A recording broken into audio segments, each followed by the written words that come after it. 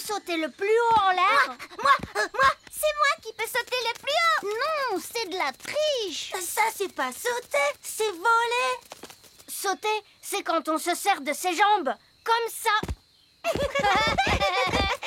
J'adore jouer dans la prairie. J'espère que la prairie ne changera jamais. La prairie ne changera jamais. Elle a toujours été comme ça. Et elle sera toujours comme ça. C'est quoi ce bruit? Des géants arrivent. Vite, cachons-nous. C'est seulement Lucie, la petite fille qu'on a rencontrée à la ferme. Et son père est avec elle. C'est vraiment magnifique ici. Oui, papa. C'est dommage de devoir tout débroussailler. Débroussailler? Pourquoi? Pour faire de la place pour les vaches. Des vaches dans la prairie. Elles sont giga énormes. Les vaches pourront brouter dans cette prairie. Oh. Il nous suffit d'aplatir ces taupinières. Ce n'est pas une taupinière, c'est la maison de Gaston.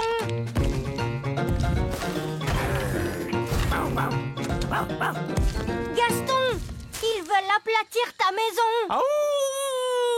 Ne t'inquiète pas, Gaston. Tu pourras venir habiter avec moi dans le petit château. Je mettrai l'abri pour les vaches là-bas. Oh non! L'abri pour les vaches sera en plein sur mon petit château.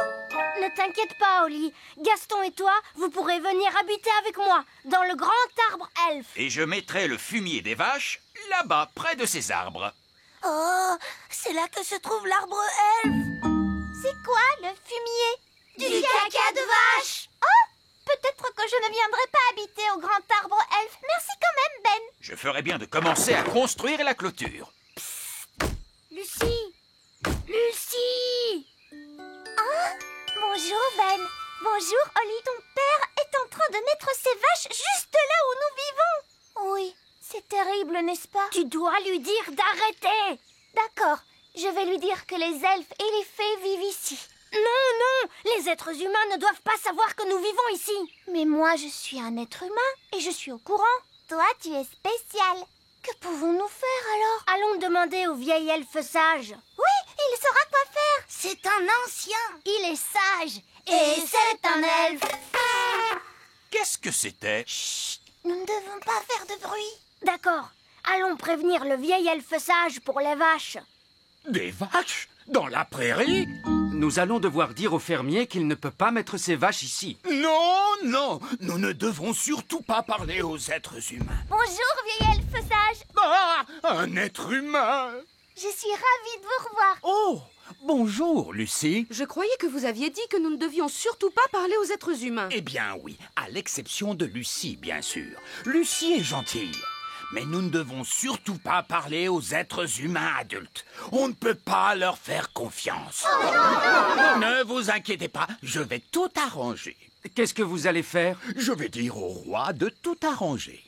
Des vaches? Oui, votre majesté. Le fermier a l'intention de mettre des vaches dans la prairie. Exactement là où se trouve la maison de Gaston. Oh, eh bien, ce n'est pas si terrible que ça. Et aussi, il a dit qu'il allait mettre tout le caca des vaches là où se trouve l'arbre des elfes. Ça non plus, ce n'est pas si grave. Vous vous y habituerez. Et aussi, il va construire un abri pour les vaches là où se trouve le petit château.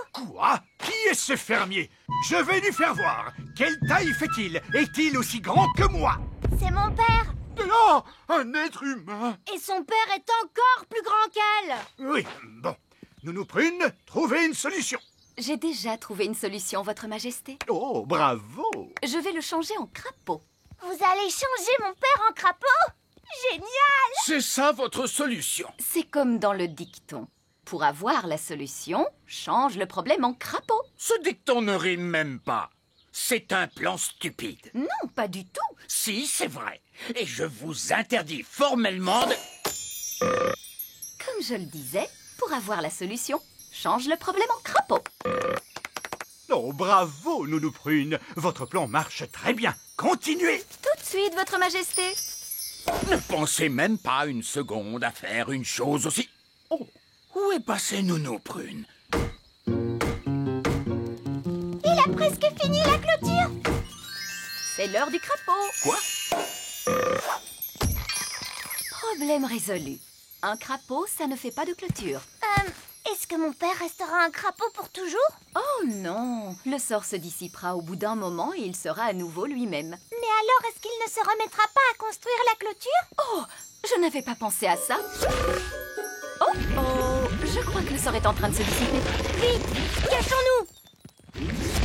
Hein? Que s'est-il passé? Oh oui, j'étais en train de construire la clôture. Ça fait une éternité. Combien de temps faut-il pour changer quelqu'un en crapaud? Peut-être que je devrais aller voir comment Nounou Prune se débrouille. Bonne idée! Allez-y vite! Très bonne initiative! Alors, comment se déroule ce plan si intelligent? J'ai changé le fermier en crapaud. Mais ensuite, le sort s'est dissipé. Et il continue à construire la clôture. Ne vous inquiétez pas, je vais le changer en crapaud encore une fois. C'est l'heure du crapaud. Non, Nounou Prune, ce plan est stupide. Très bien, monsieur, je sais tout. Quel est votre plan alors? Peut-être que la mère de Lucie pourrait arrêter le fermier. Mais vous avez dit que nous ne devions pas parler aux êtres humains adultes. Nous, non. Mais Lucie, elle le peut. Je peux demander à maman d'arrêter papa.